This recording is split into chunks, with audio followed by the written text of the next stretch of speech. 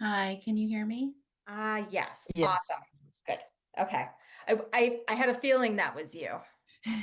Yeah, Okay. I'm gonna change my name so Oh, you I can see think I it's need me. to probably Mackie, do I need to make you a co-host?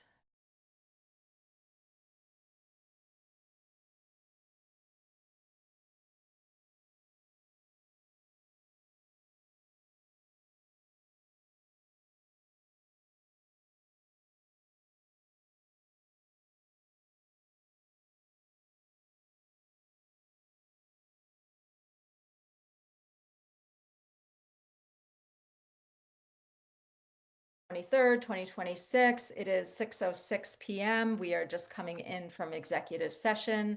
And so we're going to call the open meeting to order. We only have a couple small things on our agenda tonight. First of all, we do have citizens participation on the agenda. If anyone wants to participate, feel free to use the raise hand function and we will get you unmuted.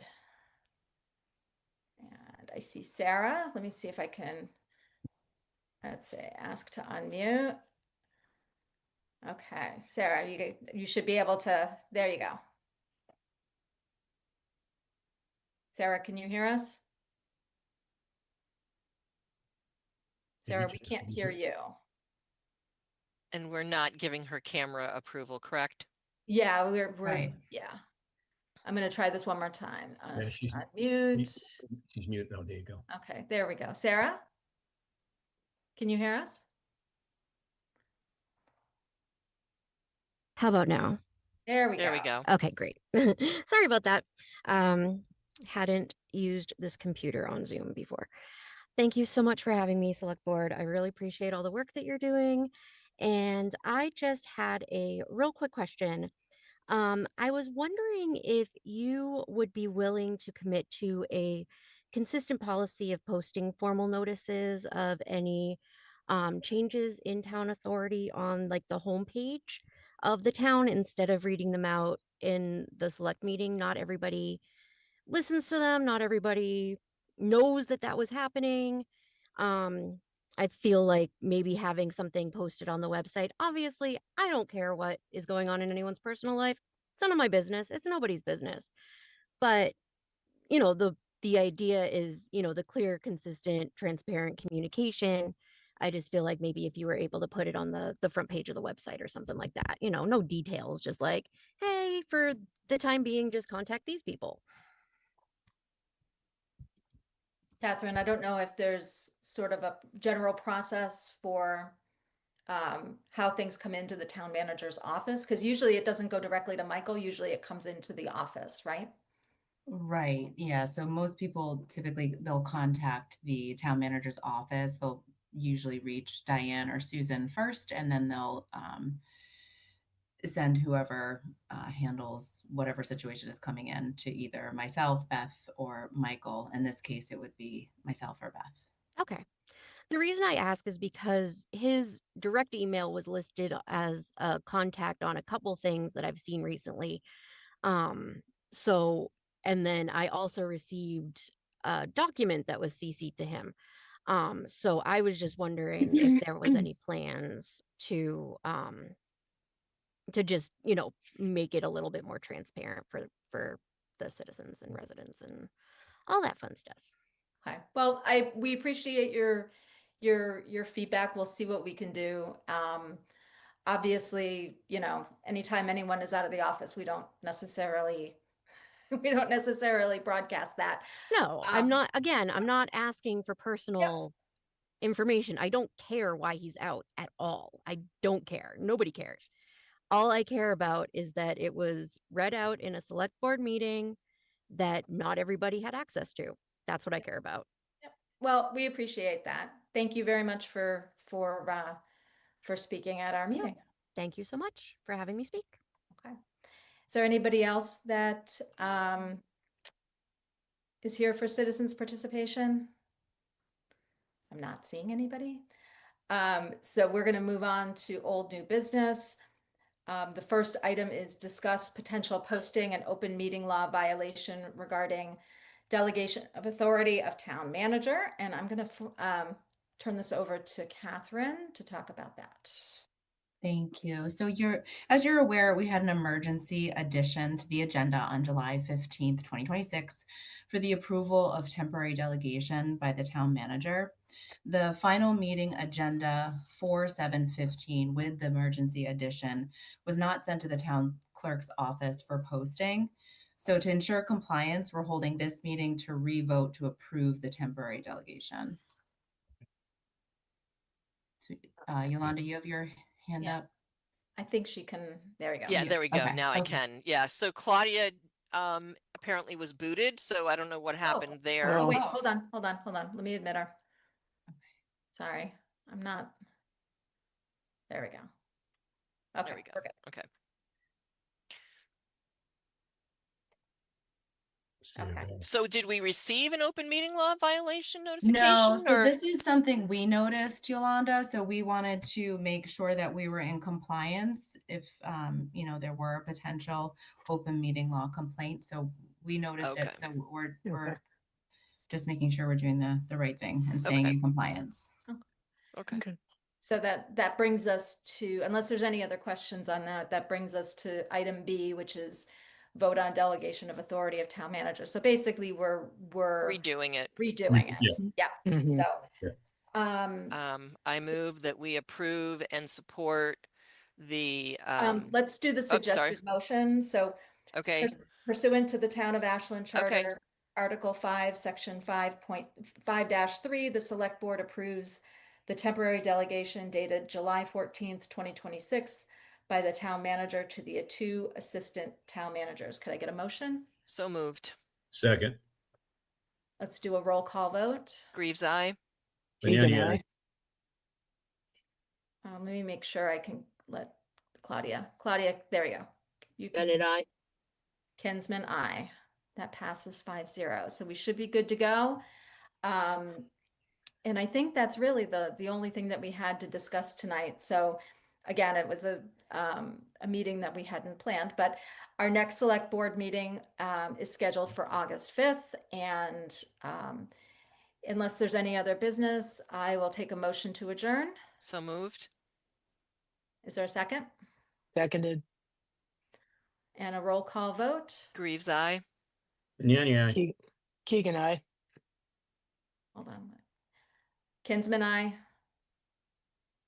You got to unmute Claudia again. Yeah, there we go. Yep. Oh, hold on, Claudia. There you go. Okay, Bennett, aye. Okay. Okay. All right. So we're all adjourned. Thank you, Mackie, for covering this, and thank you, Catherine. And we will see you all on the 5th. Thank All right. you. Thanks. Thank Have a good you. night. Thank you, everybody. Bye. Bye. Take care.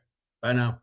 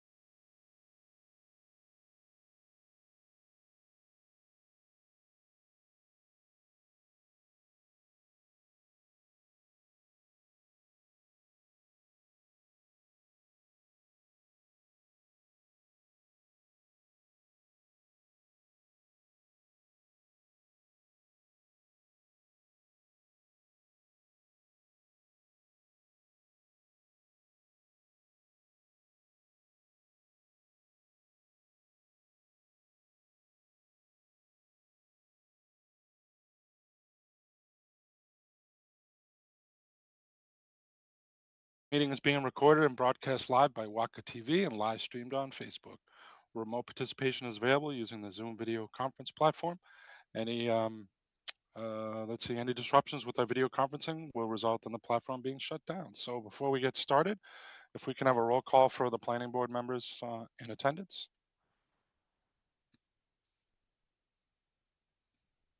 This will start with going left to right, Deepa.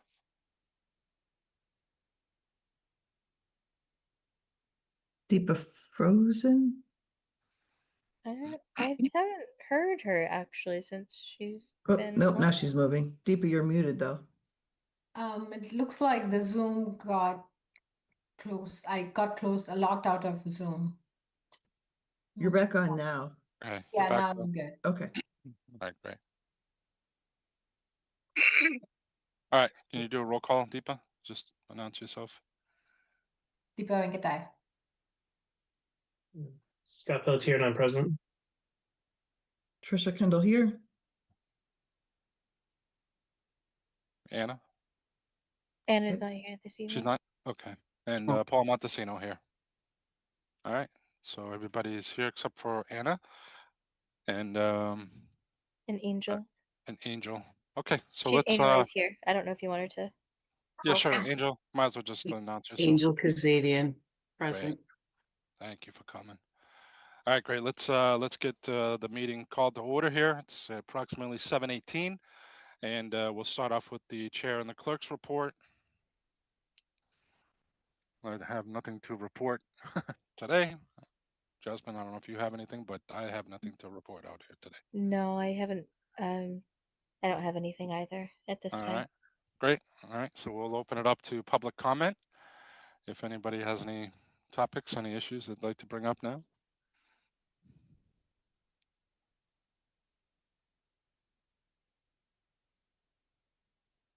All right. Looks like we have no public comments, so we're going to get started on the first matter in front of us for the public hearing. So we have 2 West Union Street, the site plan review and design plan review.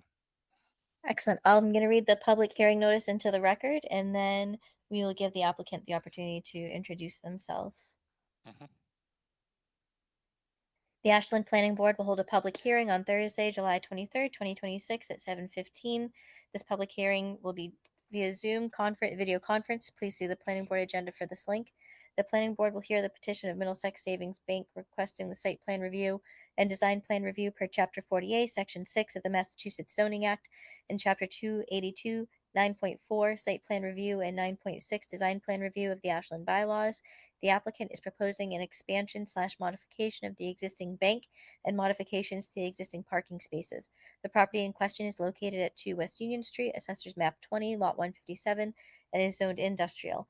Parties wishing to be heard on this matter should submit comments to the planning board ahead of time and or appear at the time and place indicated above. Materials may be viewed by appointment at Town Hall during normal business hours.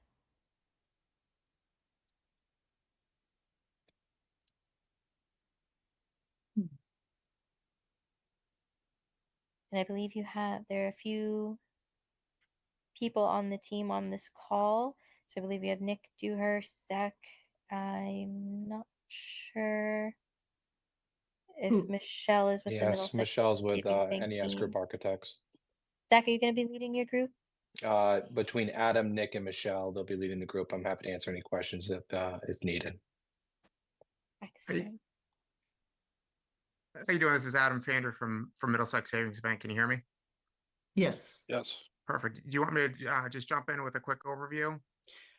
Could you I'm sorry to jump in, Paul, but could you introduce who's here tonight so we kind of know the different roles before you get started? Sure. My name's Adam Fandry. I'm the head of corporate real estate for Middlesex Savings Bank. As part of the project team, we have Nick Dewhurst from Bowler Engineering. We have Zachary Rosen and Michelle from NES Architects Group. And I think that's our full team that's dialed in. I'm not sure. I can't see the full roll call on the screen. Is anybody else there, Jasmine? I believe that is everybody that I can see as well. Perfect. Hey, Jasmine, before Adam gets going, am I able to share my screen? Oh, yes, you're sharing? Absolutely. Give me just a moment. Sorry, I just given Adam that capability. Yeah. All good. You should be able to now if you'd like to try.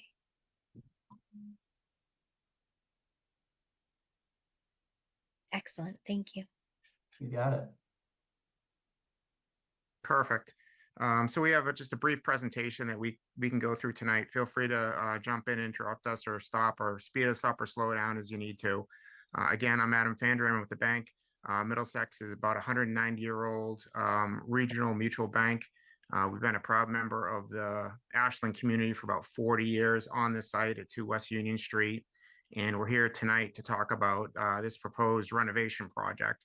So just briefly on the screen, I'm not sure if it's, is that in slide view, Nick, so folks can see it, or, but there's 2 slides on the left which show the existing building.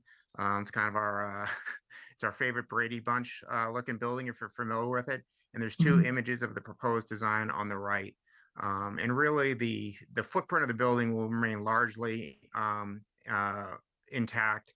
We're proposing a small, less than 400 square foot addition to slightly bump out the walls to give us a little bit more room, give us 2 more interior offices to meet the demands at that location.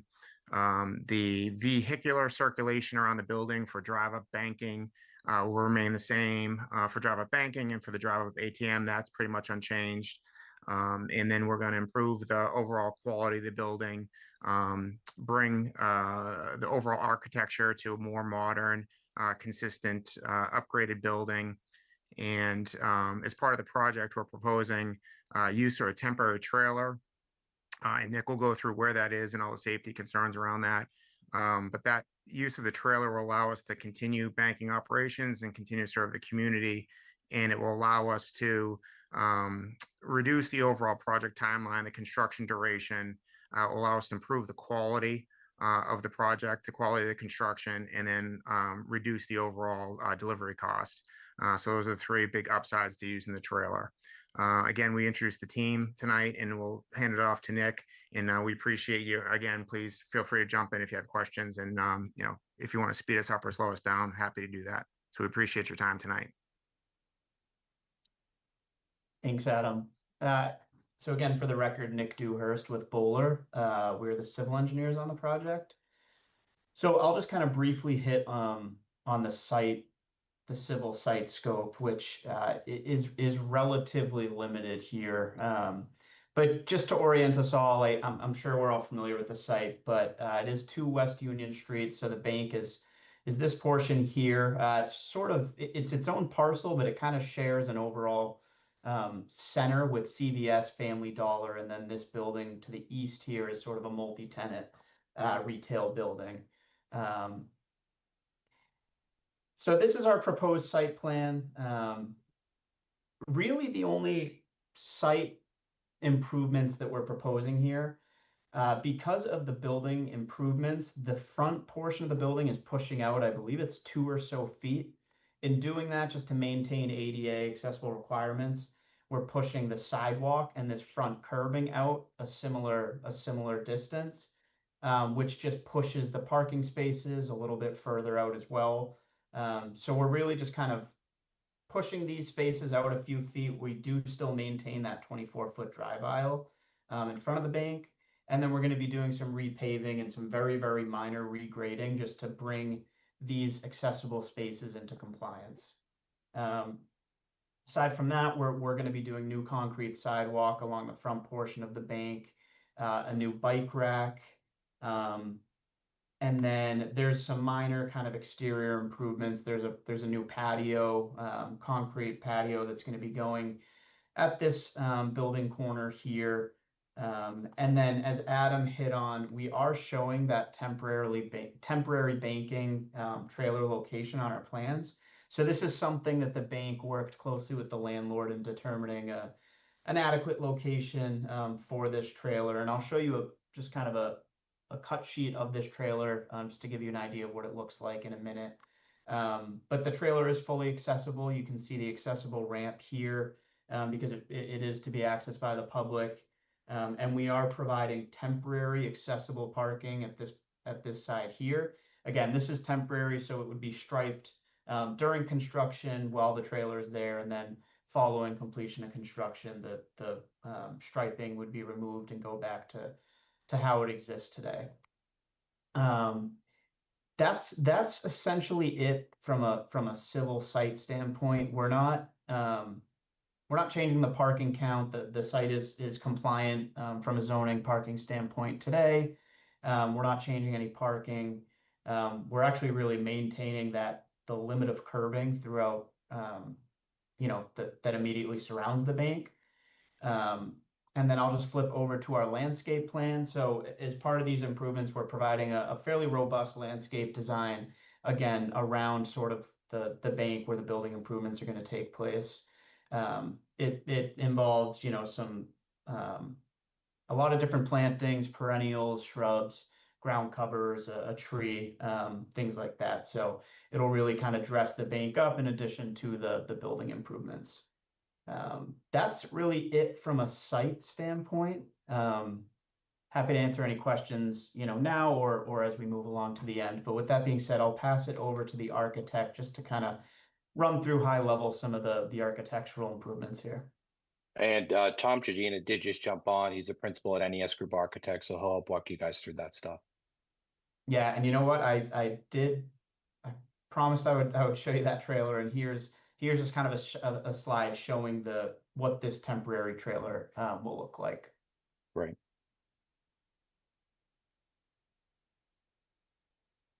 Good evening, everyone. Hi, Tom. Hi, Tom.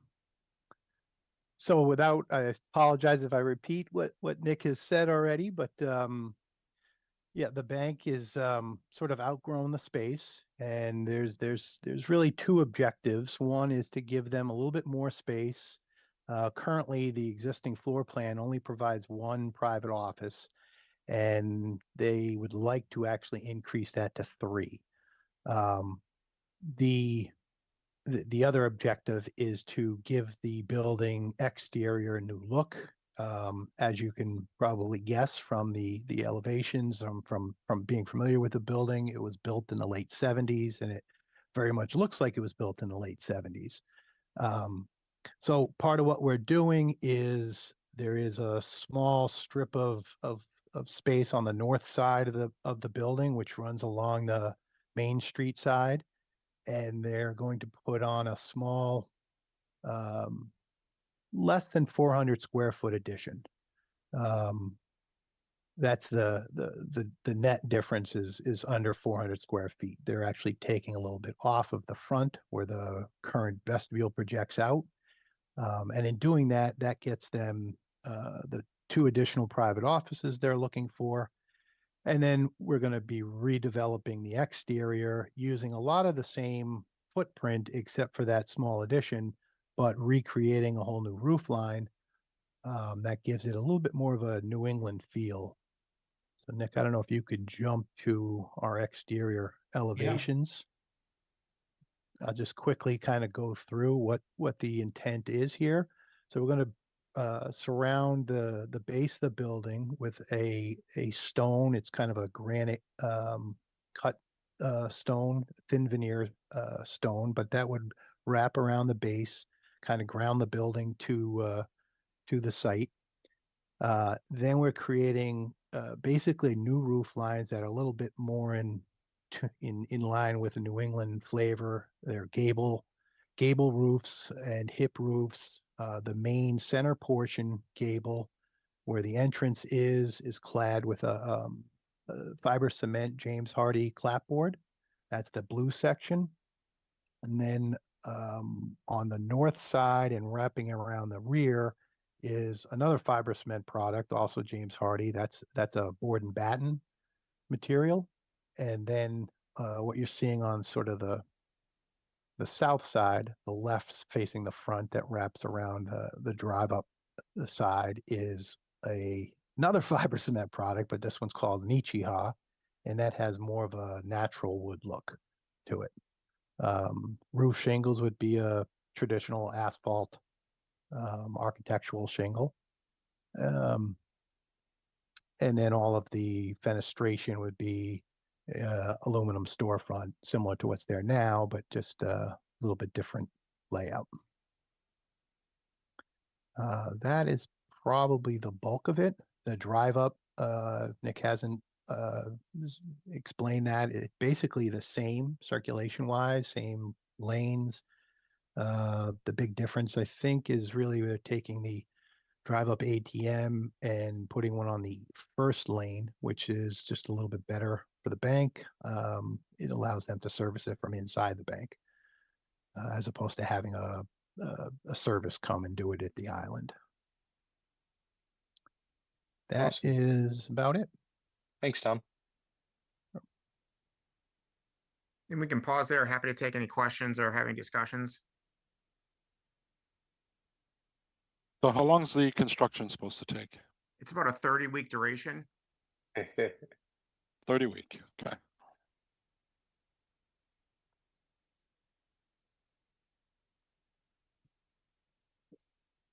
So during that 30 weeks, are you, the bank, the drive-through, all that will be shut down completely? So all of the banking will be done through the trailer?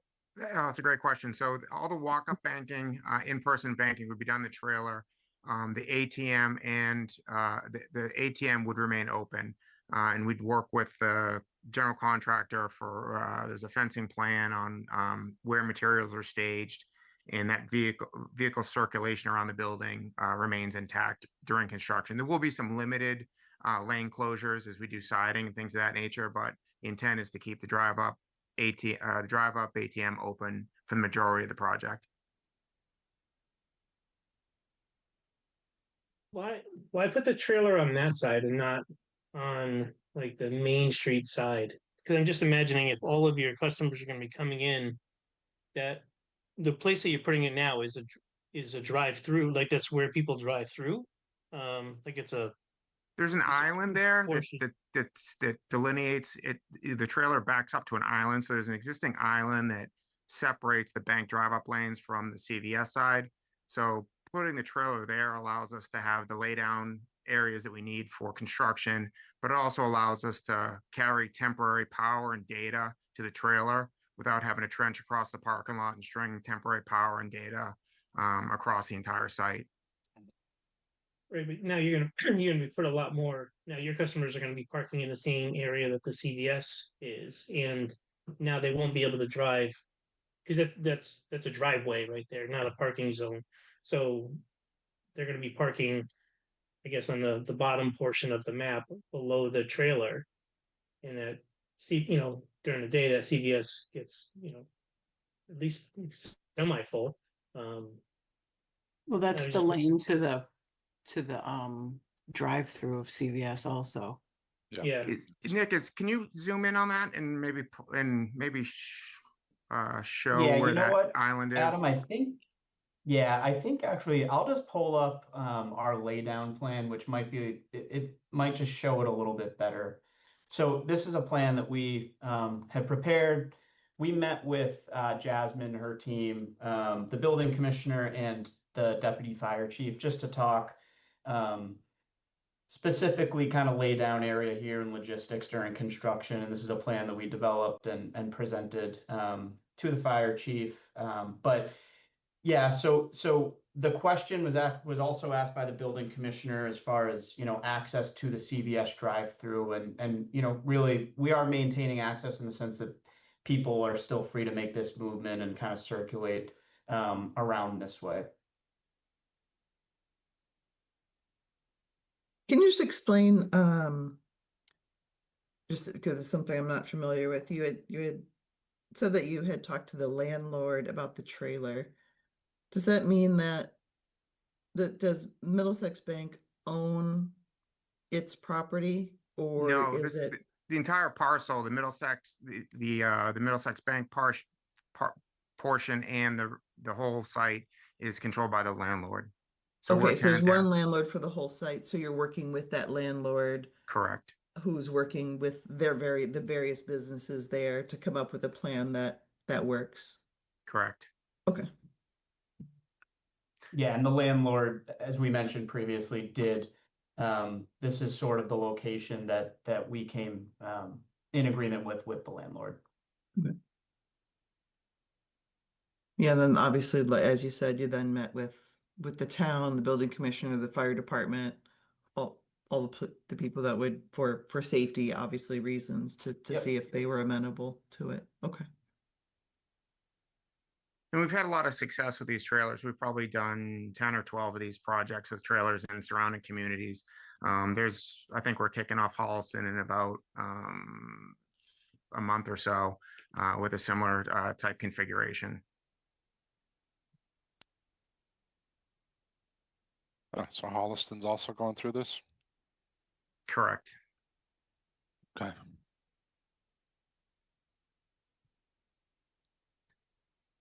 I'm sorry to go back to this, but that's really the best place for that trailer. I understand that it's on the other side of the median, but really just blocking that, like the roadway there, and having the handicap parking, like kind of cutting across, which will now turn into the main way that people turn down and into there.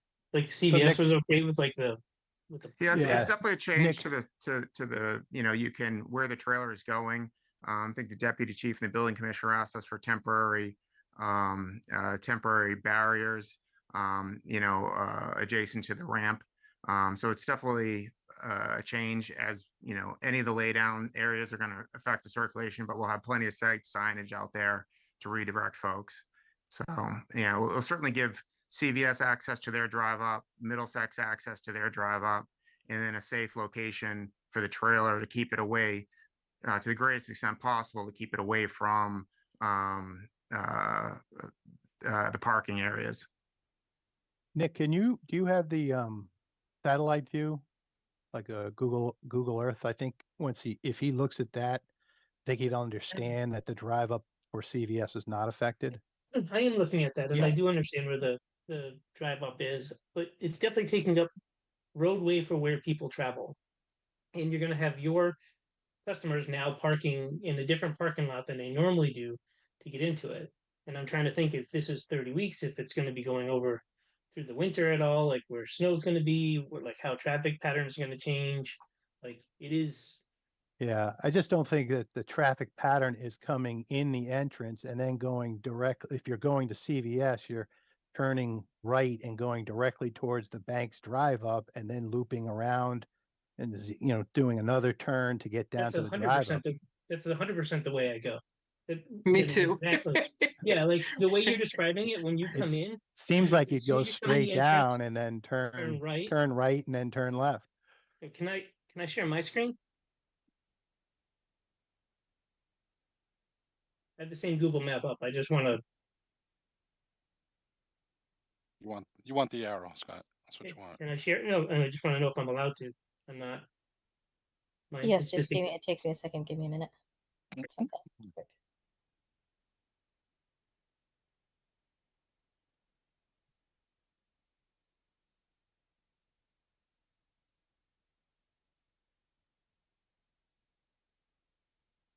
Can you see my screen? Yes. If you could zoom in a bit, perhaps. Let me zoom out just a second. So you turn in here. I'm sorry. I'm not following. No one can see your cursor, Scott. You see my cursor, the white one? No. Yeah. No, actually, and I'm not sure we're seeing your screen. I'm not sure whose screen I'm seeing. It is We're Scott. seeing So the you can't screen, see just his not cursor. the not the cursor.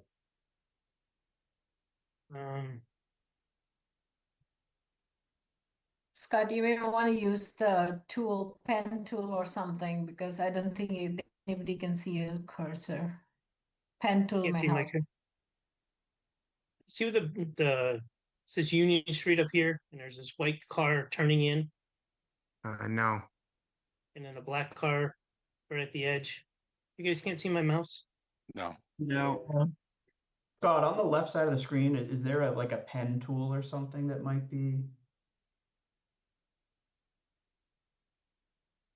Or it says annotate, but I want to click it. It doesn't let me do anything. Oh, we can see that. Yeah, I just saw something. There we There you go. go. There you go. Oh, it's working. What's working? We were just seeing whatever you were just moving. You can see my mouse now? Looks like Not anymore. There might be. Yep, there it is. There it is. Oh. It just went across the screen again. There it is. There you Yep, we go. can see it now. Oh, it's maybe I'm sharing the wrong screen then. That's why. Sorry. Happens to all of us. There we go. All right. Sorry. So this is where you come in. You see the mouse now? Yes. Okay. Sorry, I was crazy. Sorry. You come in this direction and you turn this direction. Everybody turns this way. And then when you go, you either turn into here or you turn into here, depending on where you're going to park. If you're going to over here, you come down, you turn, and you go right where your trailer is, and then you turn. It's you could sit here and just watch traffic come in this way.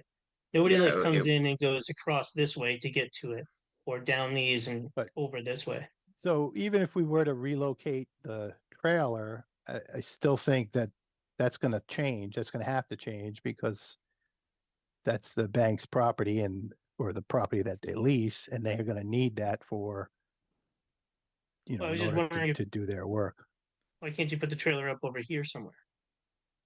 I saw in your other one with the red and the green squares, like your material laydown is on this side, but what about over here? And then they're still using the same parking they have been using. They walk up and then it doesn't. There's two walls that are coming down across the front of that building. So there's a fairly, the building commissioner and the deputy chief had asked us about fencing around the building. So there is fencing going around that building and material movement. So we're certainly, no matter where we put the trailer or where we put the laydown areas, it's going to impact how people, it's going to change the patterns on how people drive on the site. There will be changes. So there's certainly difficulty there's the Bank of America ATM there. There's the Middlesex Bank circulation. There's the CVS circulation. On the plus side, it's a fairly substantial site. We certainly have a lot more challenges than some of the other projects we've done. So I think by backing it up to the building, it allows us to not have to trench across the parking lot, relocate data and power, tear up the entire parking lot. And we've also been very successful with backing, not free floating those trailers where people are approaching them from 360 degrees. So by backing it up to the building, it actually creates a much safer condition. I think we can certainly address it. It will be a change. Again, anything we do to the site, it's going to be a change to how people, it's going to be different from what they're used to. And we will certainly have plenty of temporary site signage to redirect people. CVS drive up this way, bank parking this way, etc. So we've been pretty successful with temporary signage and keeping people pointed to the direction they want to go to.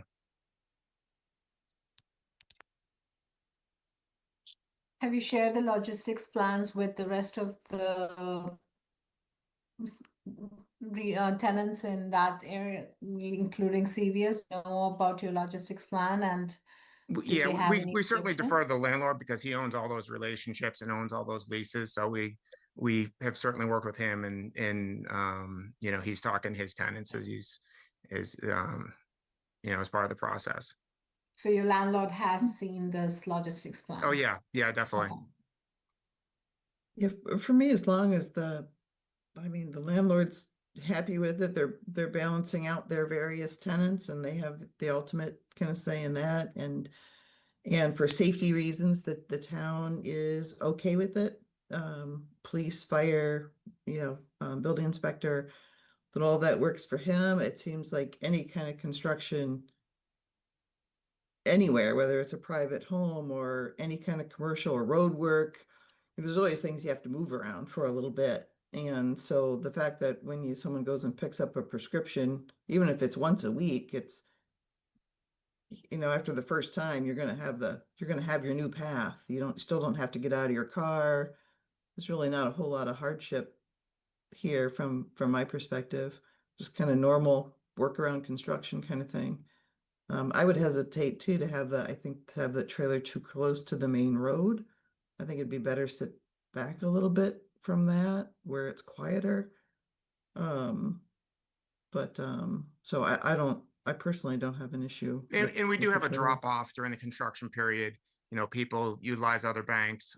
So our traffic volumes are down during those periods. People use online banking more, they use other locations, and they just don't want to deal with it. So we do have a dip.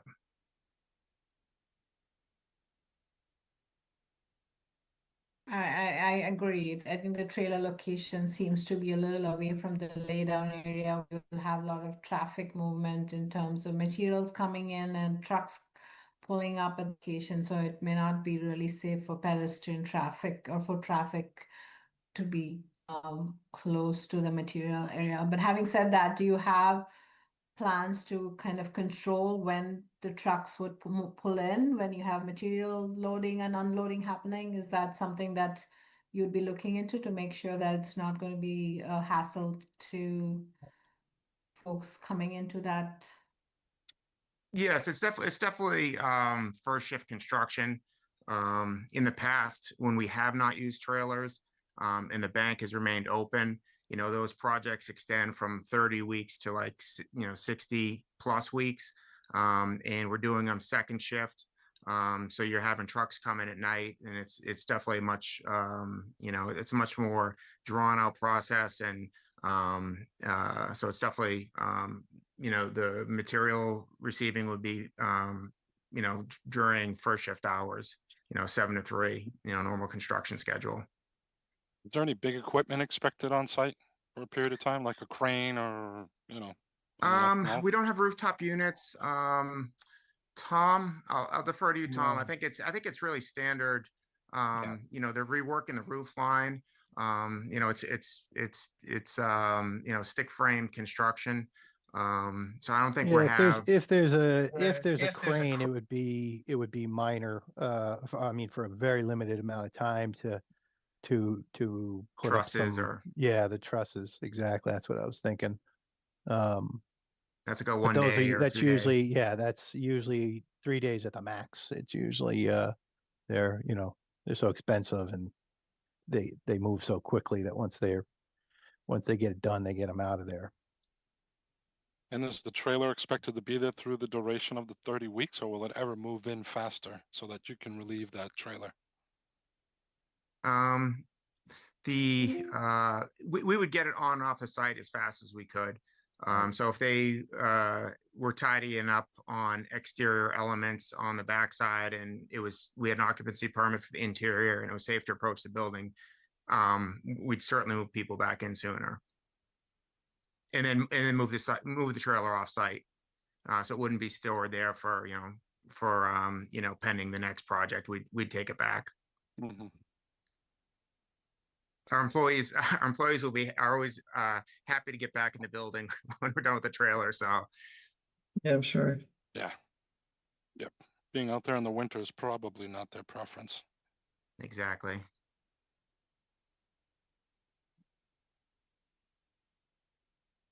I have a couple.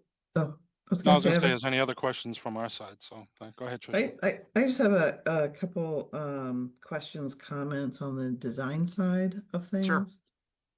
And then we need to talk a little bit about design process as well, which I'm not sure we have resolved yet. But can you bring up the elevations? Did you want the elevations, or did you want the renderings? I think I think either one. That first slide that you the first showed slide had all with the pictures before and after. I had one question on that. So there's that big, I don't know my plants very well, but that looks like a Japanese maple, maybe. And on is the that bottom coming right? down? The bottom in the left bottom, there. in Yeah. the bottom left. Is that tree coming out? Or is that staying in? There was something, it was hard Tom, to tell on the drawings. If that bottom left image, is that wall? Yeah. That's so. I don't know That what tree, I believe, is right here. Right. Yeah, I'm just looking at your site plan, Nick, to see if Right, so there's a big tree shown there, but I don't know if that's an existing tree or something that's So going to be we're showing it replanted. as proposed. Okay. So our plans currently do contemplate removing that tree and and installing a new one. Okay. And then the other question from that view there, and this is maybe more in a comment, so the lower right is the view kind of from the street, even though they're not on the same plane, so it's a little hard to get that view, you know. But it's close. I understand as close as you can get. So the question I have on that is about, well, two things.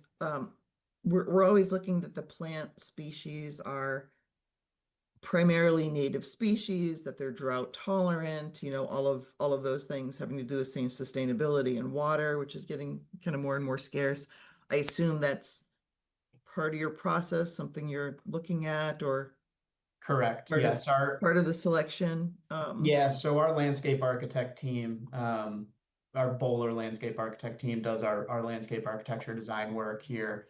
And yes, that's something that they typically default to unless the client or municipalities ask for otherwise, is drought tolerant native type species. Okay, because that's something we're always looking for. The renderings don't necessarily reflect what the landscape plan has. We I'm sorry, the we renderings like to don't. pretty things up a little bit. Yeah, exactly. Understood. The two don't necessarily. You can't always select exactly what's going there. But the other thing that I was wondering about is the fence, which I think is surrounding like the employee little patio area kind of thing. Correct. And I understand the need for privacy because that road is elevated and you're kind of looking down, you know, into this thing, though there are, I think, some trees along there, which gives some kind of privacy as well. And yeah, so some trees along the road, but in winter, obviously, well, I guess no one would probably be outside during the winter, but I'm wondering about that fence because I think, and I looked at the drawings briefly, but I didn't quite look at this. It looks kind of basically like the same fence that encloses the HVAC area in back. I don't know if the two are the same, but it kind of looks like that's what it's enclosing. It looks like it's enclosing something really unpleasant, like the dumpsters behind there or something like that. And so I'm wondering, design-wise, since this is viewed from the street, and you know, is there something else that can be done with that privacy area so that it doesn't look like an HVAC enclosure or something else? Like it really becomes more of a design we could feature. certainly put something in there. It does kind of look like pretty, I don't know what that material is, Tom, if that's specified as a white vinyl. It is, but they have some nice vinyls that have like you know, it's almost like a lattice top to it, or open sort of spindles at the top. We can also change the color to blend more with the building because they have a nice beige color also. So I think those will both soften that. Yeah, you're right. It is visible from the street, and it does look like somewhat of a little jail cell in there. So it kind of looks like the dumpsters being put on the front of the building on the street side, even though it's not what it is, but kind of, at least this image gives off, that's the appearance of what it is. So yeah, we could definitely take a look at that and improve that so it blends in more and, you know, doesn't, you know, exactly to your point, look like a mechanical enclosure. No, it's a great point. So, but I appreciate the effort to, you know, that the building is actually getting lower. I know it's getting a little bit bigger footprint, but it's kind of getting significantly lower. Softer, in the look of it, like that big in the upper left-hand corner, that big rectangle that kind of faces you. It's much more of an imposing building than I think a much softer entry about what you're This intending. site's been on my radar for about 10 years. I've been at the bank renovating these sites, and we've kept deferring this one and deferring it. So I'm glad we're finally coming back to this 70s design and getting something a little bit more consistent with New England architecture. Yeah, and I kind of have, you know, I like New England vernacular. I also like modern architecture. The 70s is a pretty hard-hitting kind of style. that there's some buildings that you can be in love with. I hope you're not offended. I've never been in love with this one. As an architectural I don't know, No, remnant of the 70s. we're So, looking forward to the change.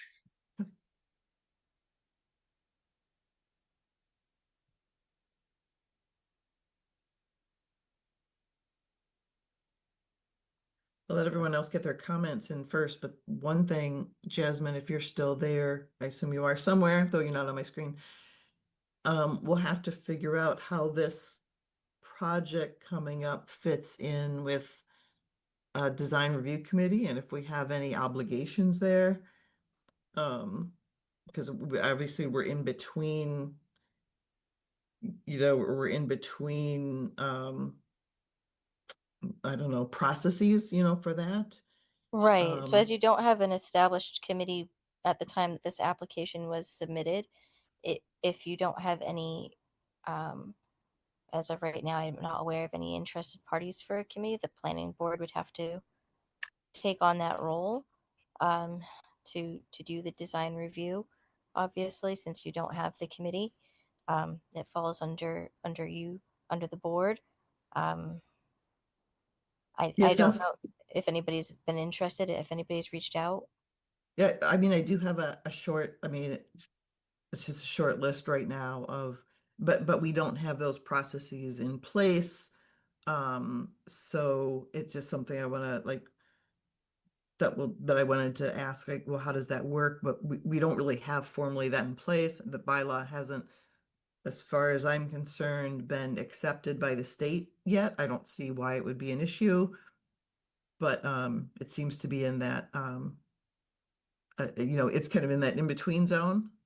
It is, yes. So, and we also obviously have 3 architects and designers, on the board anyway. So we're obviously capable of handling it, but I just wanted to bring that up because we are kind of we're in the middle of a change in our design review process. So Right.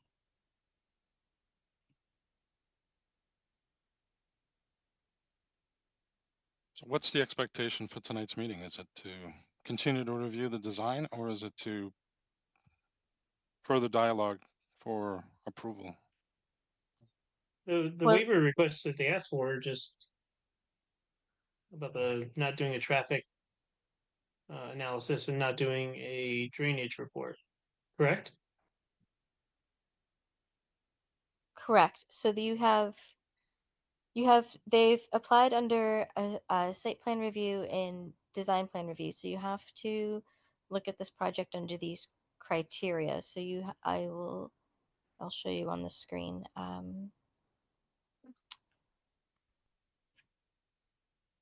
in terms of you said, what did you say, Scott? It was a traffic report and what was the other one? The drainage report. Drainage report. Yeah, as far Because as like, well, I mean, I can, the drainage isn't changing, right? I guess that's the point of why they're asking for that request. And since the building won't change the traffic, either, unless the new design wildly brings people to go to the bank, I don't think it's gonna massively change it. The only thing I was just asking about the traffic was just where that the trailer was. But yeah, as far as the traffic report, like I see no reason to go through a traffic report. Obviously, things are going to change during those weeks of construction. There's going to be changes then and changes in the amount of people coming in and out of that area. It's probably going to be some more congested, but that's just, but in the long term, after it's complete, there's really no, in my mind, change in the traffic. So I personally don't see a need for a traffic study. The drainage, I don't know if there's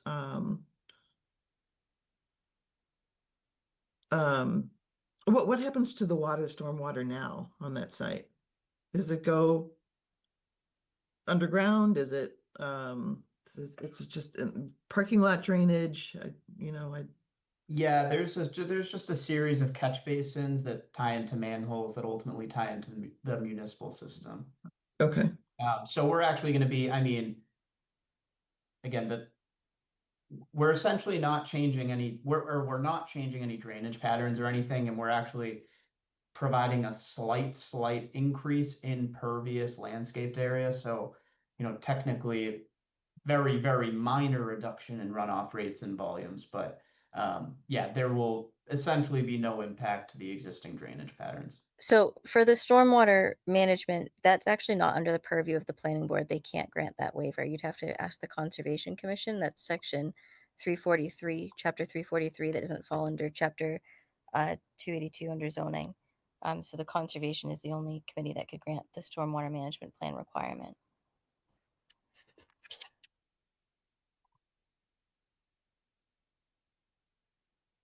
Yeah, so if that's I mean, the planning board usually defers, to the Conservation Commission there. So if it's not in our purview to grant, then obviously you will need to go to conservation. So Jasmine, I guess just to kind of clarify that, so I mean, we don't have a notice of intent or a request for determination of applicability or anything here as part of this project. So Correct. So site plan is what triggers the stormwater management. Anything that comes for a site plan automatically has to file a stormwater management plan. But the Conservation Commission is who reviews the stormwater management plan, and that falls under chapter 343. So that's outside of planning board purview. So they can't waive that requirement. The requirement is triggered by the site plan, but we have no control over that trigger. So you'd have to request that relief from the Conservation Commission. Okay.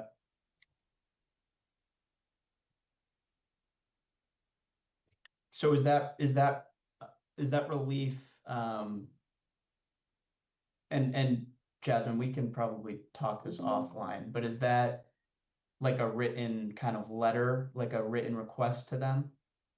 Yes, you would have to, it would be a written request, and we can certainly follow up tomorrow if you'd like with a phone call, but you'd have to send it to their conservation agent, Becca Solomon, and she would then send it to the Conservation Commission, who would review it. They would likely still ask for your calculations because they would want to know what the impervious surface runoff calculations are looking like and how you're retaining anything from the roof, any roof runoff, before they make that determination likely.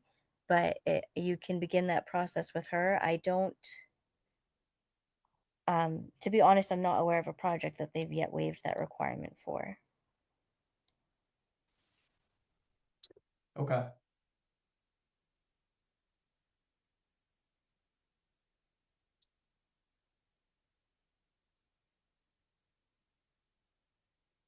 But then Paul, back to your question about, so what are the next steps? So the board has to look at a few items on hand, which would be outside of the waiver request. You also have the zoning, one which Trisha referred to, which was the design review, but also the site plan review criteria here. So this is the site plan review that's before you. So you have to review the site plan against this criteria within the bylaw, and you have to determine.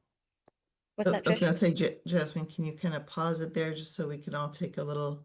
Oh see yeah, if sorry, I there's- was just showing you the length of it so that we didn't have. Yeah, just to see if there's any, I mean, obviously some of these have no bearing whatsoever.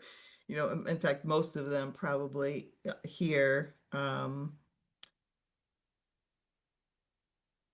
so some of these I think have already kind of popped up about, just asking about the tree. I understand that I don't have a problem with it coming out. I understand that it's kind of maybe getting too big, that it's going to be in the way of the building versus being landscaping, and that I saw that you were planting other trees.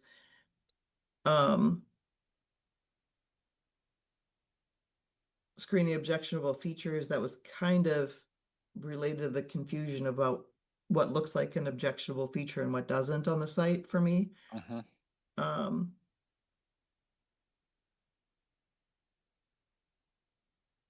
I think all the utilities and stuff are already underground. Is that right? Or would Are there Yes, any that's correct. changes to the utilities? I mean, the utilities look to be the same, but Yeah, yeah. Um,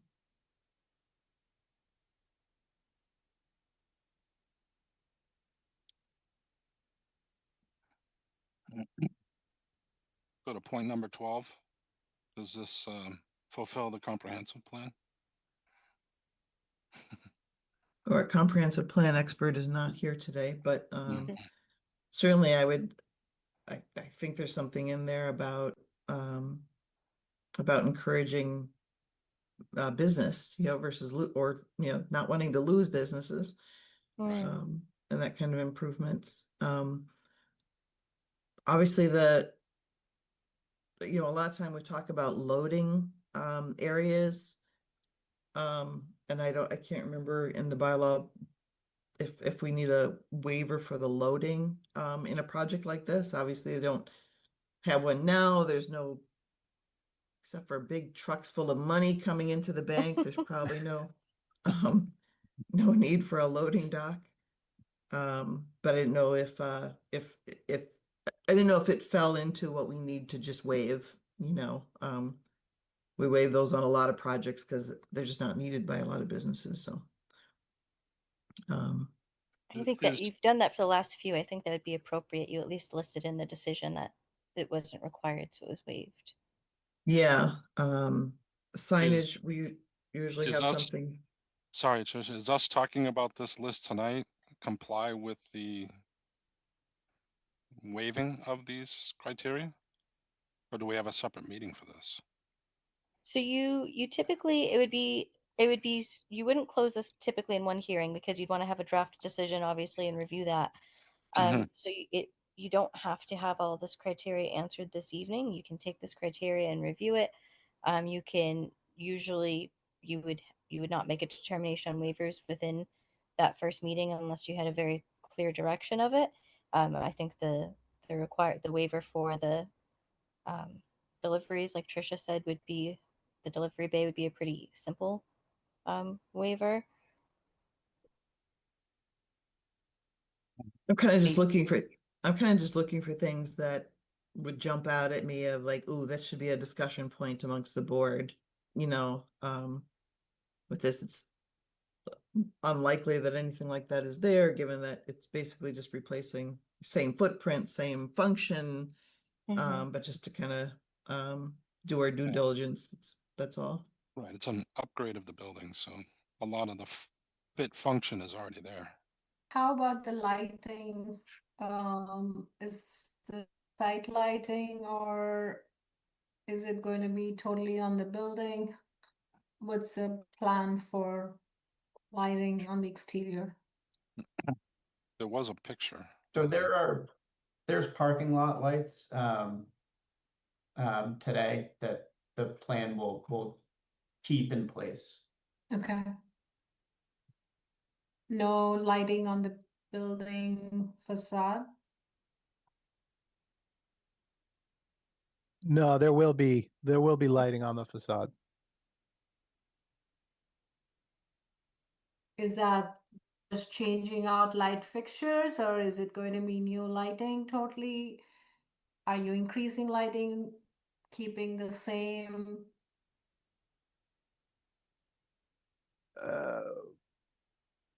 I don't have the complete answer for that. I would say at the drive up, it would be the same, although we'd probably update the fixtures to all LEDs.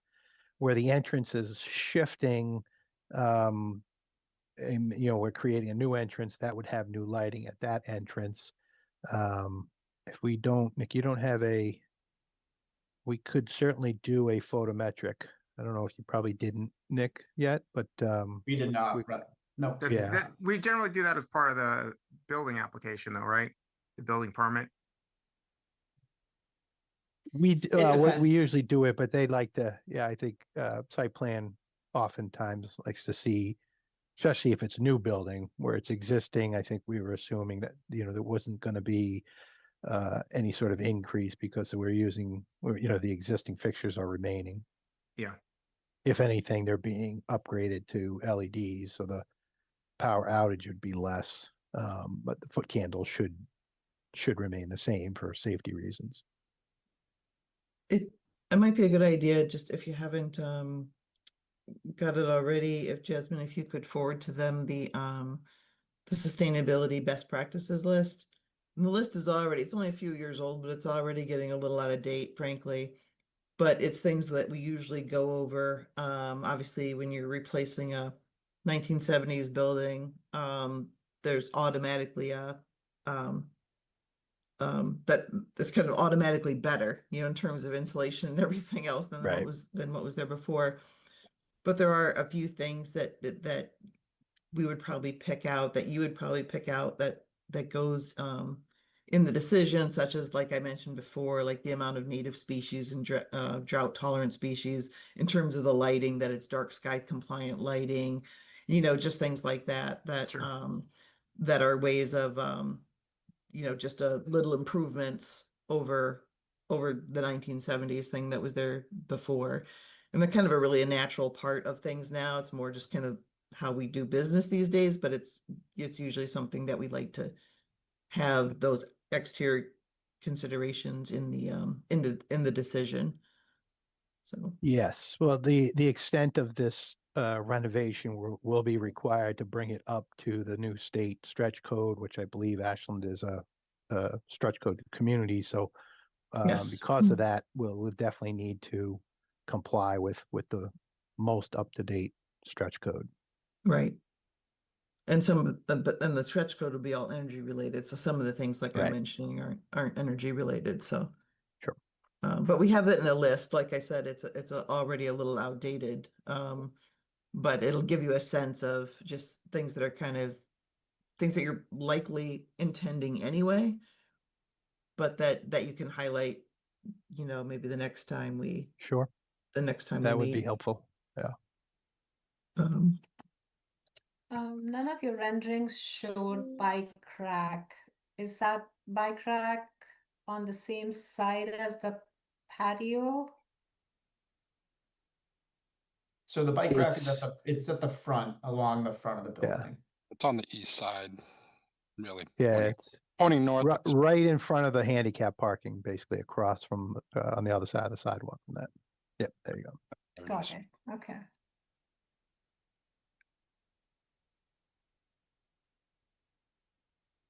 Thank you. Good question.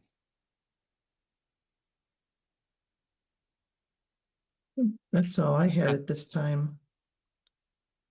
All right, so next steps then. Conservation Committee for the roof.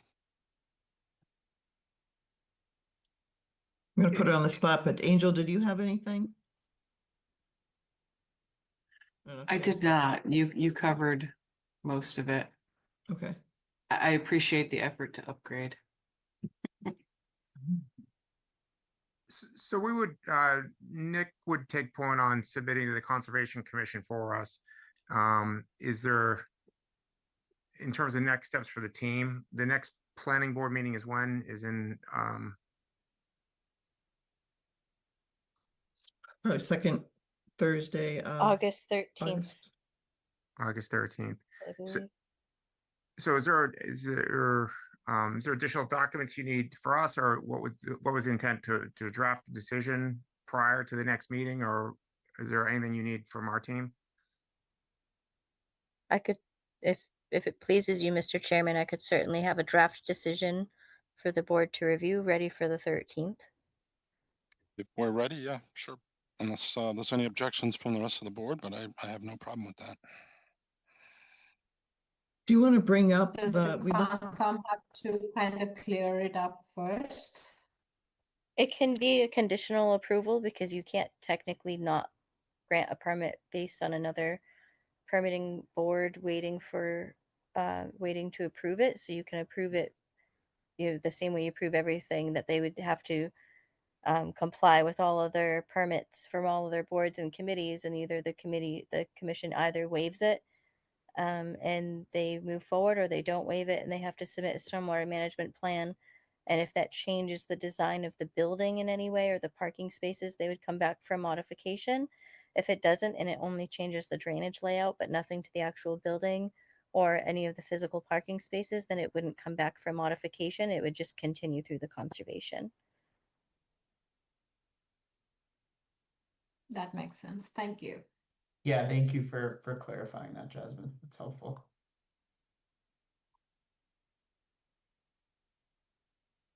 Tricia, sorry, you were going to ask me to pull up the design review? No, I was going to, well, actually, because this would be subject to design plan review. It's not a special permit, correct? Correct. Yeah, so if you can pull up just the design Absolutely, I've got it right here. plan review criteria. Mhm. Again, I don't think there's anything there that's critical or that may fit this, but if we're doing Oh, it's, a draft, can think you it's see that 9 9.6.7? yeah, I think it's 9.6 something. Is that what you can see right now? Or No, we're seeing the still the oh, okay. we're still seeing the site plan review criteria.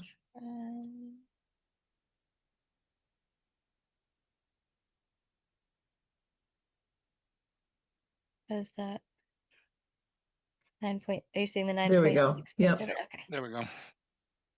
That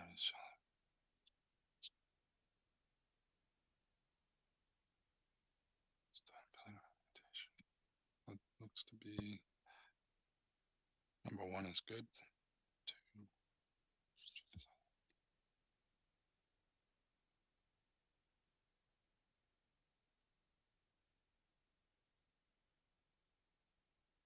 Yeah, so it seems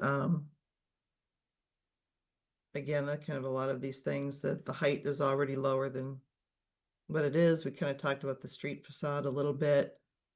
Signage, is the sign out front changing? Yeah,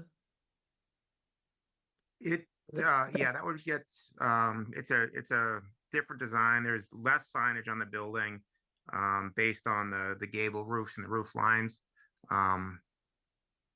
But yeah, those would be submitted to, there's a separate signage, permit package for that, right?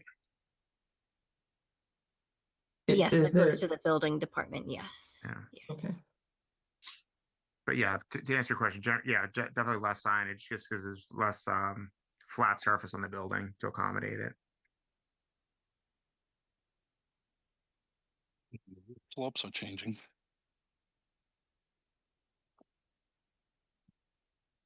Yes, I don't. Obviously, I don't really see anything else in there that kind of gives me pause, I guess. I think with the roof slope changing, the scale would be changing, even though you're growing a little bit on the building size by 400 square feet. So Yeah, I think yeah, the footprint's getting a little bigger, but the mass is getting smaller. yeah, right. The slope lines are changing. Yeah. Have you done the calculations to the difference in the slope and square area for catching rain and stuff like that? Sorry to bring this question up now, but since we're looking at it. Yeah, Is Nick believe it or on not, mute? the slope doesn't really change the square footage of what Right. you're Yeah. receiving. Yeah. So it's really just what the 390 square foot increase. Right. So it is growing. Okay. It just means it's running at a faster rate to the gutters, but it's slowing down. Okay.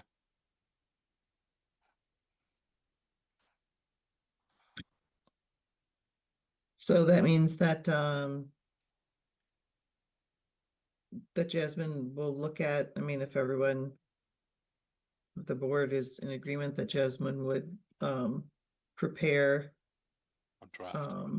a draft document for August 13th with the things that we've mentioned here, and you guys would come back with some you know, I guess just information or confirmation on that sustainability list. of anything. Sustainability list, the lighting, we can address the fence also. Yeah.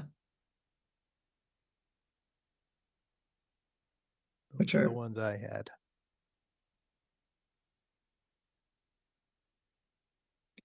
Okay. So are we at the point we're gonna make a motion to continue? If no one has any other comments, I will make a motion that we continue to West Union Street site plan review and design plan review to Thursday, August 13th. Is there a Second, second? Roll call vote. Deepa Venkatai.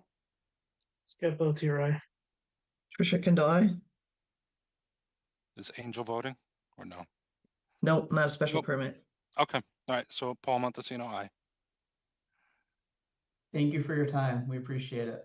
Thank you so much. Thank you. Thank Thank you. you. Good night. Okay. All right. Okay, so we're gonna move on to 55 Tilton Ave, special permit site plan review. Yes, they requested a continuance until August 13th. They are still working with the conservation on their stormwater. So I actually spoke with John Dudley today. They're likely going to continue quite a few more times, but you know, they are progressing toward a goal. It's just one before the other right now. Okay. All right, so we have to motion that for the next, or Right. it just continued? I will make a motion that we continue 55 Tilton Avenue special permit and site plan review to August 13th. And do we have a second? Second. Roll call vote. Deepa Venkatai. Scott Pelletier, Trisha Kendall, aye. And Paul Montesino, aye. And actually Angel is in this one because I'm not the voting member, actually. Oh, that's Ah, true. all right, I back Angel up my aye. Kazadian, aye. All right, I think I can still make motions and stuff, but I'm not the voting member. all right. Do I have to do the final aye on this, Jasmine, or am I good? Yes. All right, Paul Montesino, aye, at the end. Okay, all right. All right, we're moving on, folks. We're at topic 5. We're getting to the other portion of our meeting. First one up is the data center zoning. So obviously we started this discussion last time. So what are we at right now?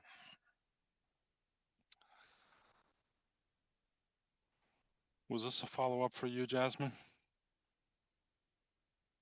This was, sorry, give me just a moment. Yeah, feel free to catch up. Things here. So this was we'd said we would ask Lisa about putting in a moratorium. And she said you certainly can, but she recommends instead just putting this in the use table and putting it as a no for now. And then when you've done your research, you can just amend the use table. You can do either or. It's up to the board. She just feels a use table, just adding it to the use table and putting it right now as no under every zone is much easier than putting in a moratorium and guessing for how long you're going to want to have it. And then you just update that zoning table, just update the table when you're ready. So what that would entail would be Lisa would give a definition for data centers because we don't have one right now. And then we would literally just create a line in the use table that says data centers and no all the way across. And that's what we would have a public meeting on and bring to town meeting. Okay. Or And you then can do the it's- moratorium. It's up to you, but she recommended adding it to the use table, which is I think easier to change. I think it's easier for people to understand. I think it sounds less daunting. Does it become political when you do a moratorium? I feel like just the word itself invokes a certain feeling of it that, you know, to me, it gives the opinion that you have an opinion, right? Not just a pause. So that could just be something like you're just fighting the bias of the wording if you do a moratorium. But I think the residents of Ashland would be very understanding of why. I don't actually see this being a hard pass either way. I think that the difference is that for a moratorium, it has a time limit on it, and changing a use table does not, right? So Right. one is temporary, one is permanent unless you decide to change it. That said, I don't have a problem with, pursuing the use table option until until we obviously just have time to look at it and digest it and understand it. Obviously, the whole state of New York is, right? Wasn't that right? Like, put a stop on it for now. So, and we're definitely not ready, I think, it's probably not I mean, Ashland probably isn't a big draw for such things as we talked about last time. But that seems a simple way to do it. I'm usually one to lean toward town council, so, but that's me.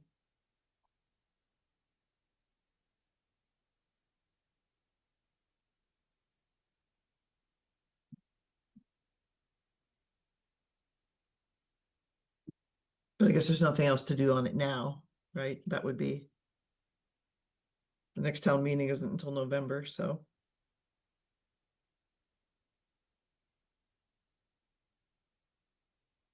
Exactly.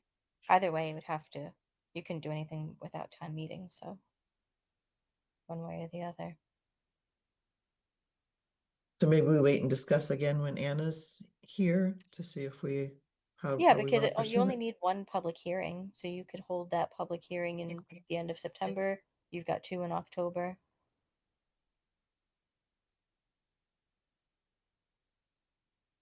Okay. So I'll keep it on the agenda for next time.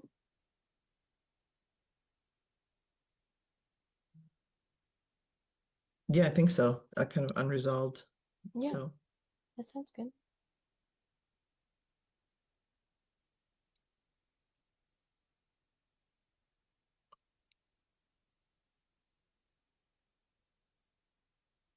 I think you're muted, Paul. I'm not sure if you knew. You Ah, got muted somehow. how did I get muted? I must have hit the button by mistake here. Jeez. I'm sitting there going, hey, why isn't anybody talking to me? That's being recorded. Anyways, no, I was saying everything you said before, Trish. I don't know if that was even mentioned, but I do agree with how you approach that. So yeah, let's just wait till the next meeting to bring it up and punt. All right, so we good to move on to the planning board task list? Yeah, and like I had said before, that's just on there as a placeholder that if we ever want to get out our list and review it, we can. People seem less inclined to do such things in the summer, and I am one of those people. But it's there if needed. Yep, it's a placeholder. Let's keep it there. So, all right. So let's go to 5B, planning board task list. We'll just finish this up. Is there anything new that we need to discuss, scratch off? I think we obviously did our administrative stuff last time. So I think we're not doing anything on the list, right? At least definitely without Anna here. Well, so comprehensive plan implementation committee. Now, I don't know where we are in this. But Anna had reached out to me and asked if it would be something I would be interested in. Because I think I don't want to put words in her mouth, but I think maybe her work responsibilities and things maybe are too high right now to take it on. Again, she's not here to kind of say that. Did she send anything to you, Jasmine? Not about that. No, not recently. Okay. This was just today, like, well, she kind of got back to me today on it. Oh no, I didn't get anything today. No. So, but obviously, it's a discussion of the board. If anyone else is interested in that, I'm my mindset is that obviously someone has to fill that seat. It's an important seat. Thankfully, Paul has taken over the chairmanship. Again, thank you very much, which opens my schedule up a little bit more to take on something else, but I am more than happy to, if Deepa or Scott or, I mean, we haven't talked about it, but Angel might be able to fulfill that role if interested.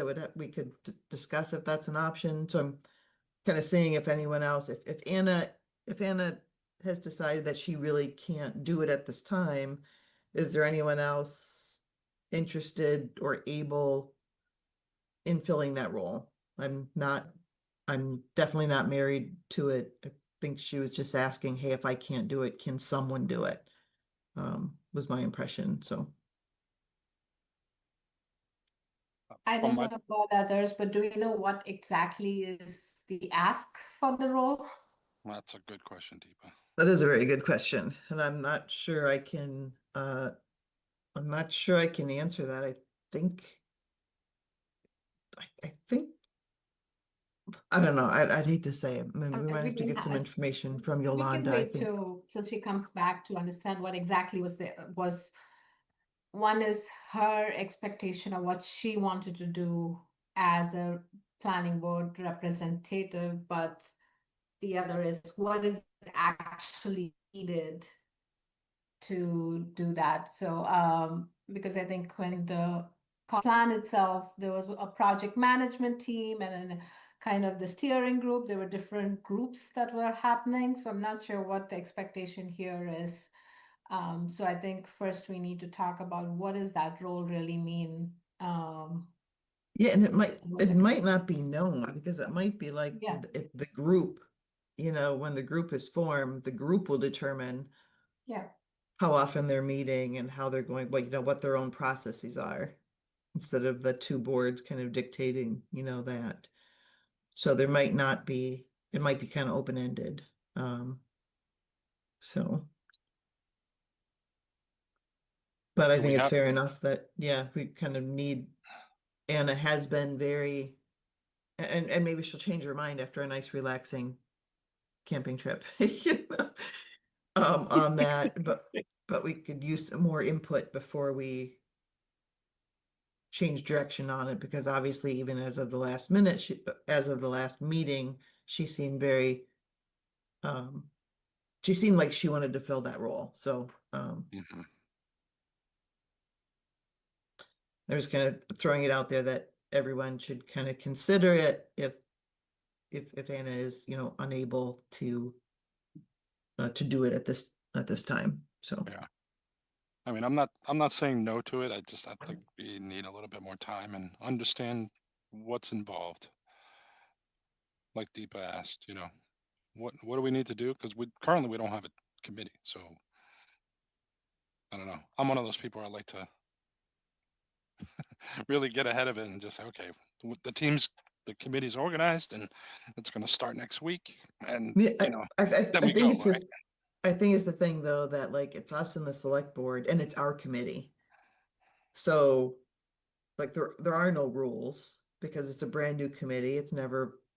We've never had one before. I don't think so in Ashland. And so the members are going to be defining kind of like, they know what the job is. But as far as, hey, we're going to meet once a month, we're going to meet twice a month, we're going to meet a lot at first and then get on a regular schedule, that will probably be decided by the people who are actually signed up to be on the committee, because we don't have any of those rules. And it would, so.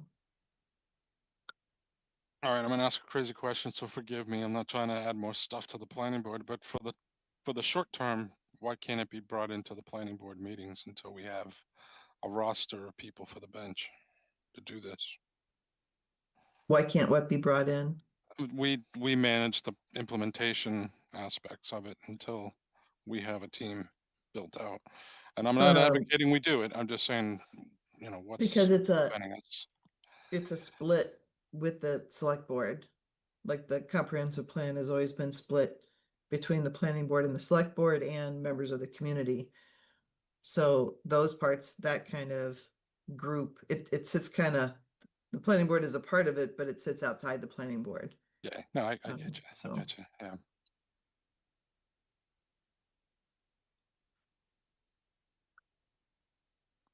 And also, I don't think there's any determination on it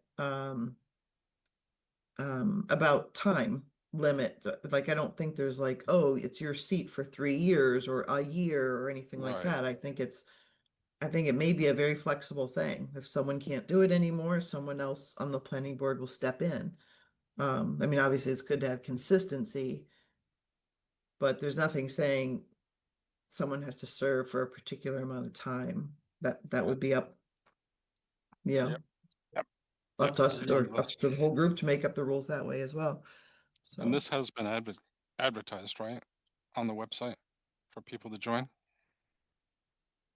I don't know. Jasmine, do you know that? I also do not know. I will check in on that and let you know. But to be honest, not that I'm aware of, if I'm being honest. Yeah, I think Yolanda was obviously, Yeah, she was a part of that. yeah, was kind of maybe managing that, but I know she's had a busy summer as well, so. And that's all I know about it. Next thing on the list is the design review committee. Yeah. And I mentioned a little bit about that. I am starting to get a few people who are interested. I haven't gone all out in my list, but to fill that out. But it's kind of an ongoing project right now. So For sure, we did have one person respond interest to that. Is that correct? I have two. Two that are already interested. Like I said, I haven't reached out to very many people, and it hasn't been advertised yet. So that's something I need to just to get in the newsletter, to get it out there, get people thinking about it. So that's two people more than. I was gonna say it's two people more than the comprehensive plan implementation committee. So that's good. Trisha, we do have some projects coming in the fall that we'll probably need them for. Okay. So we'll probably want to post for August because I think the applications will be coming in September. Yeah, I mean, I think I can talk to you about that, Jasmine. We can get it out there in the newsletter next week because we have we have the text from before. Perfect. So, and it really is on a rolling basis. It's not like it's just one position we're trying to fill. The list can be as many people as we can find. So, it's kind of like I said, on a rolling basis, just adding people on. Perfect. So with no deadline really. So, but yeah, we should line up some people who, if we have things coming in the fall, people who would be willing to step up. So. Right. All right, so moving on to reports. So we're going to jump into the Community Preservation Committee. Any updates for that this week? No, we don't meet in the summer. No, in the summer. So, all right. Move to next meeting. All right, so Metro West Regional Collaborative, I think Deepa? Again, there's no meetings since summer, I guess. No meetings, okay. Moving on. And the Comprehensive Plan Implementation Committee, obviously we just talked about that, and Anna was kind of the report out for that since she's not here. We can move on. All right, we're getting through the list here. We got the administrative matters. So we're gonna talk about the planning updates, ongoing and new projects. So Jasmine, you alluded a little bit to some new things happening. Yes, so we do have some projects that are going to be coming in. I can't say too much about them specifically because they haven't been submitted yet. But one is going to be a site plan review, special permit, design review, and potentially one subdivision as well upcoming. Another subdivision, okay. All right, so any updates on the housing production plan? No, we did get an email that Phil DiMartino has officially retired and whoever stepped into his shoes is taking over the review, but we haven't gotten the official approval yet. Okay. All right. Then Can we go back? Jasmine, I know a couple weeks ago we approved the verbiage change for the bond. Was the construction company able to get the bond? Not, That's 949 Homer. Right, that is 9 to 49 Homer, but that's not really something we would normally discuss in a public hearing. At this point, no, they Okay. have I was just not. didn't know when to follow up on those things, so I didn't know if That's we it. did. Once you've approved a modification, that's usually the end of it, unless they've come back for something. That's the end of the board's like role in that decision, I guess. But they Okay. haven't come back with a bond yet at this time. I don't want to break any rules. Got it. Thanks. Thanks, Scott. So we got the last point here for the 40Bs and the SHIs. So none of the 40Bs have been approved through Conservation Commission yet, so nothing has been updated on the SHIs as of yet because it's not fully approved yet. So no updates on 55 West Union. That was continued until August.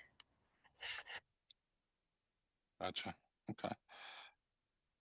So Paul, Jasmine, if I may, yeah, there were two emails we should have brought up in the clerk's report, but one was the Minden School, and the other one was the Zero Crossroad letter. I'm not sure, is there any action items for our board for either of those items?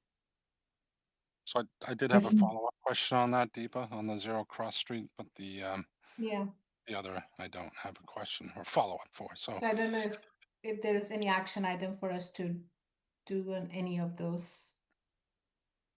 if I can jump on the Zero Cross real quick, and Trisha, you can follow up after. So I was going to request that if it was possible for my education, a copy of the early decision for the Zero Cross Street, because obviously we saw that letter come across this week about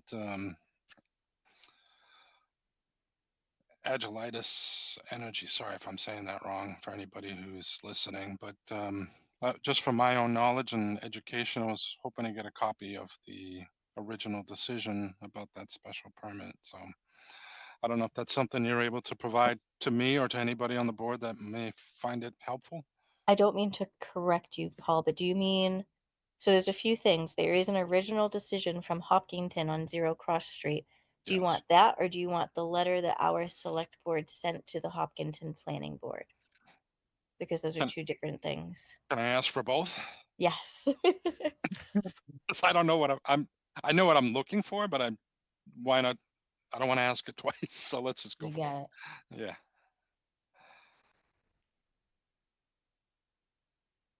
So it sounds like there's no immediate action item from our end at this point.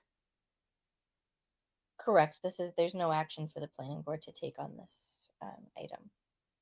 Okay. Yeah, and I think as far as the wood for the tree, is that the one you're referring to? Yeah. The Mendez, yeah. Yeah, so that was I in know that, it went to the school committee. I'm not sure if there was anything because the decision obviously was on I don't think we were very specific of what happened to that, right? Yeah, I mean, it was basically as maybe it's kind of apparent in the emails, it was basically a matter of that this would be made available to in a certain order to various groups that might find use for it. Yeah. And so it's, as far as I know, it's somewhere with DPW and it's being stored. I believe it's milled. So that the word is just being put out there, by the building committee, by the school building committee, to see if someone's interested in it, as per the list, in the decision. So I'm just surprised the school could not have used it for benches around the area. Yeah, I know. It could I have did been one. so many smaller, different I applications. would but- guess because it's not FSC certified, so their lead points wouldn't allow it to be used. If I had to guess Yeah. one. Yeah, but I mean, it's past that point, right? Now anything is more an ad. It is an MSBA project, but I'm just surprised that they could find any use for that. But so I it looks like imagine okay, it's- there's no action item from our side, even for that Yeah, one. I imagine it's more that to do that, you know, who's the designer, who's paying for it, what's the Yeah. approval process, right? There's a whole Yeah. thing behind that versus someone coming forward and saying, I have an idea, could I have some of the wood for this? Yeah. And then have someone take up that torch kind of, you know. Um yeah, so I but wish it's there and YMCA maybe could use it. what's that? somehow. I wish YMCA could use it. Yeah, I mean, who knows, right? But okay, it looks like we don't have any action items. I was just curious because it was addressed to both planning board and the committee.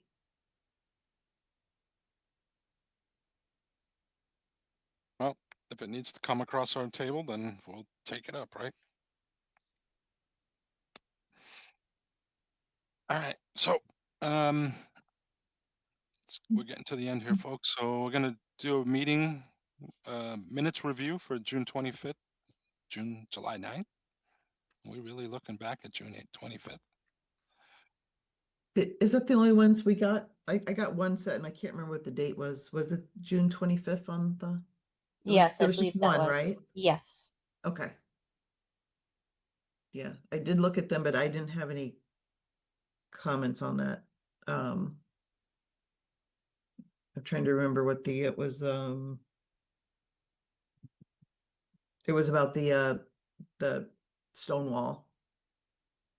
That was the meeting we talked about the stone wall at Ocean House. Mhm. So on the scenic road.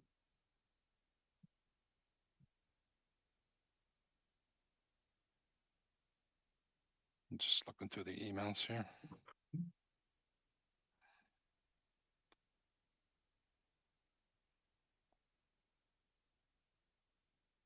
Mm, mm, mm, mm.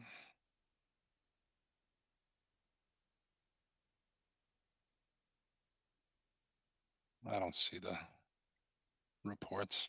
What's this? June 11th. That's not good.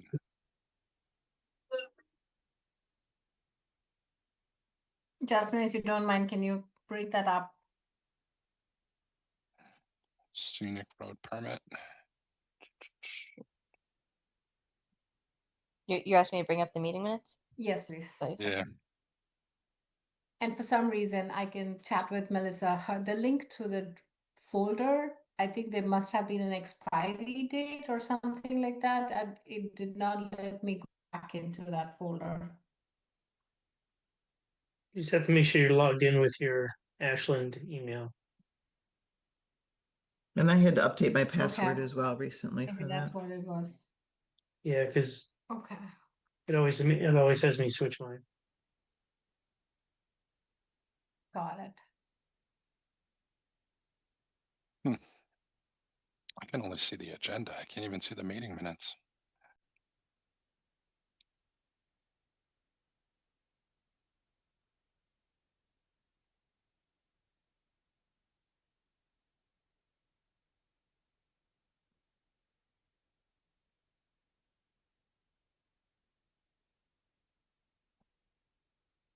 Okay.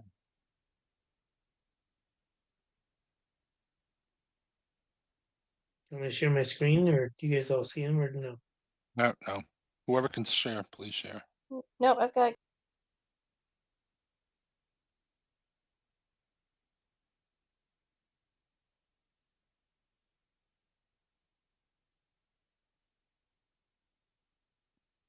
Here we go.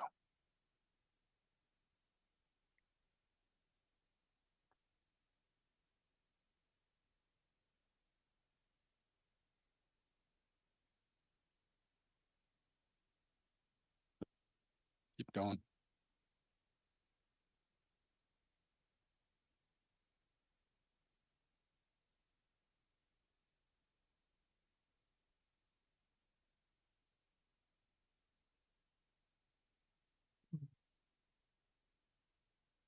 Okay. Good.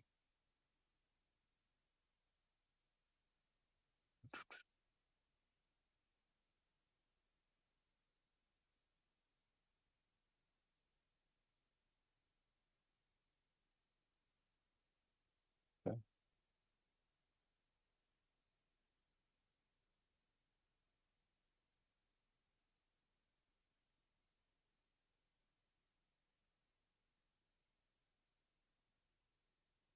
Okay.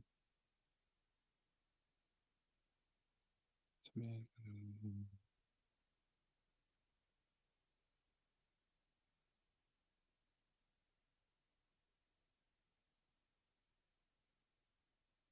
okay.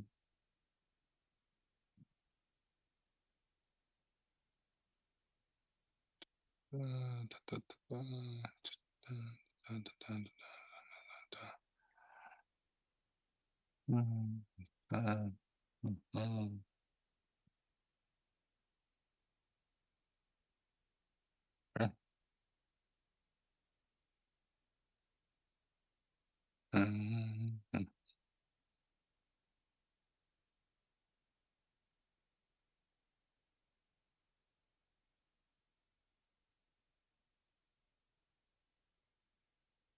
Jasmine, if you don't mind, can you just go back to that surety bond section of the 949? How do we end that?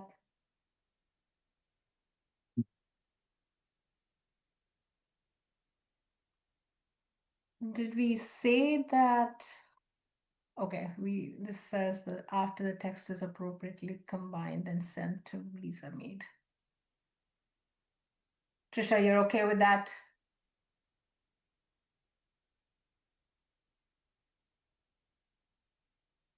Sorry, you're muted if you're.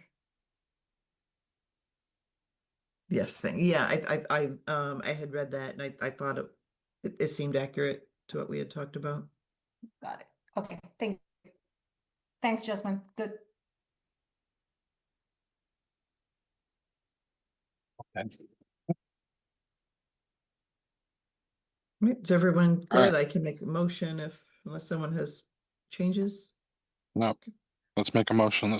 Then I'll make a motion to approve the June 25th meeting minutes as written. Like that. Second. Second that. Roll call vote. Deepa Venkatai. Scott Pelletier, aye. Trisha Kendall, aye.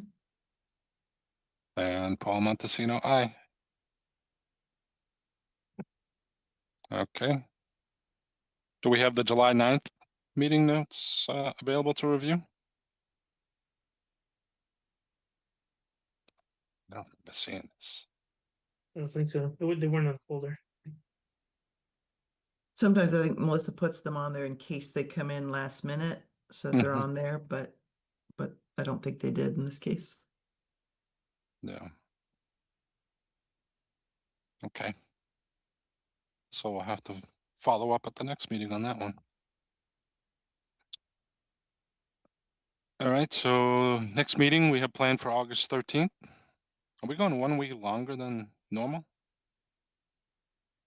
July has 5 weeks, I think. Yeah, is it one of those where we have, yeah, I guess it's one of those where we have July, 3 yeah. weeks. Yeah, this is a instead of- 3-weeker. Okay. Yeah, because obviously the first week of August is like what? The 6th, 5th, something like that. All right. Okay, so we're meeting on the 13th. Yeah. So we're at the end, folks. Excuse me, I'm sorry, I couldn't get to unmute. Does anybody hear me? Oh. Yep. I'm so sorry about that. I was having some bad technical difficulties with let me see if I can get the picture on. I have a project at 167, 169 Pleasant Street that I just wanted to come to this meeting to have you guys review it and ask about a waiver. That's actually not Jim. I'm so sorry. Melissa Adams just sent you an email at the beginning of this meeting. Oh. So you didn't sit until the end, but you're not scheduled for this meeting. You're not scheduled until August 13th. You're I not did. on the agenda, Oh, so they can't discuss so- that waiver this evening. Okay, Jasmine, I thought we had set it for tonight's meeting when I spoke with you, so. Oh, I'm so sorry. When you said we had sent these with everything else, I assumed you meant for the next meeting. I didn't realize you thought that meant for this evening. No, I'm sorry, yeah, when I talked with you, Jasmine, I thought we had informally set for tonight's meeting. Oh, no, no, I'm so sorry. That's not how that works. The agenda has to be posted 48 hours in advance. And we have to have this on the agenda to be able to discuss it. Okay, great, so we'll come back for the 13th then. Sorry about that. No worries. Sorry about that. Sorry that you waited. We tried to email you earlier, so we didn't wait all night.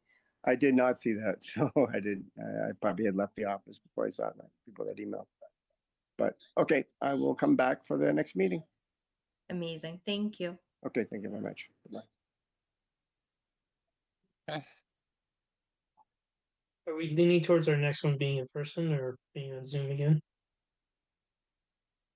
Well, I'm in favor of being in person, but if there's people who wish to do remote, I'm fine with that too. So I'm away that week. If Tilton's not on, I probably won't show up. If Tilton is on, I can Hilton call will in. be continuing, Angel. They will not be Okay. meeting for the 13th. Okay. I would say it depends on what's on the agenda, you know, Yeah, we can decide at the last minute. so. I think we're all accommodating to doing it Zoom, so. But if this person who is just here, if he might be something you check up with Jasmine, if has trouble with the Zoom or yeah, I'll then we might follow need up to. with Jim. It's that's going to be a site plan for parking, so we'll see Okay. how he feels about that. Yeah, just so it if he has might the be. materials, obviously you can show those, you know, so it's just Of a matter of him course. being able to get on. So Okay. All right, so do you want a motion to adjourn tonight's meeting? would you like a motion? I will make a motion. Make the Oh. motion. I will make a motion that we adjourn the planning board meeting at 8:58.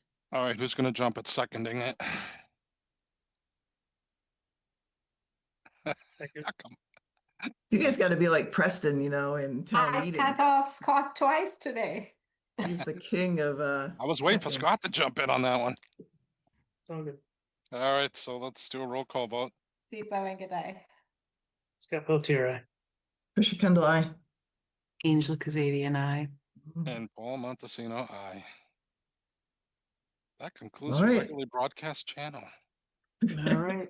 Thank you. Good night, All right, everyone. good night, everybody. Bye.